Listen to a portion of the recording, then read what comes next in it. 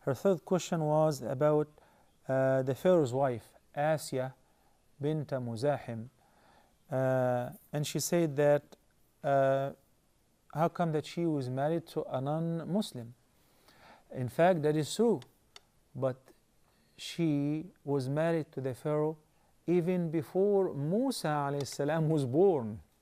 Not only that before he was appointed with the prophethood. This is when the pharaoh's soldiers capture the basket in which Musa alayhi salam, the little baby, was confined in the river.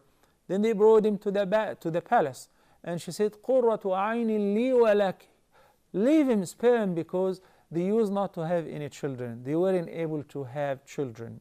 Okay, so she said, spare him, maybe he can be a comfort for our eyes, both me and you.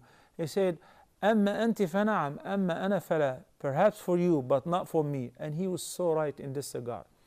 She did believe after Musa alayhi salam had become a prophet, and she was hurt and she was tortured by the Pharaoh.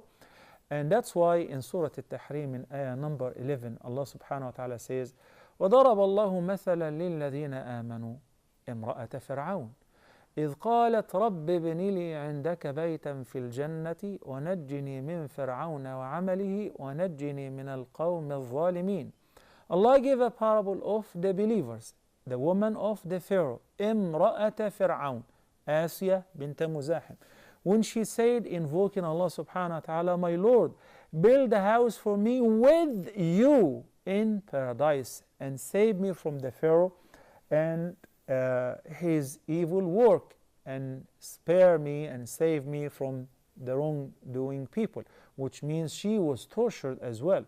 So when she believed, she objected to his way, she objected to his disbelief, and so on. And that's why Nabi sallallahu alayhi wasallam said that the greatest women and the best of women of Ahlul Jannah, four: Khadija bint Khuwaylid, وفاطمة بنت محمد صلى الله عليه وسلم, ومريم ابنة عمران, Mary, Jesus' mother, وآسية بنت مزاحم, who was the Pharaoh's wife.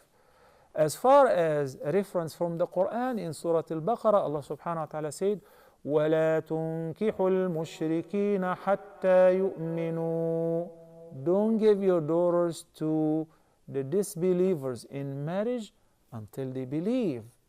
That's it. وَلَنْ يَجْعَلَ اللَّهُ لِلْكَافِرِينَ عَلَى الْمُؤْمِنِينَ سَبِيلًا. Allah would not give any authority to the disbelievers over the believers. That's why it's not permissible for a non-Muslim male to marry a Muslim woman under any circumstances. And in Surah Al-Mumtahana, Allah subhanahu wa ta'ala said, لا ترجعوهن إلى الكفار.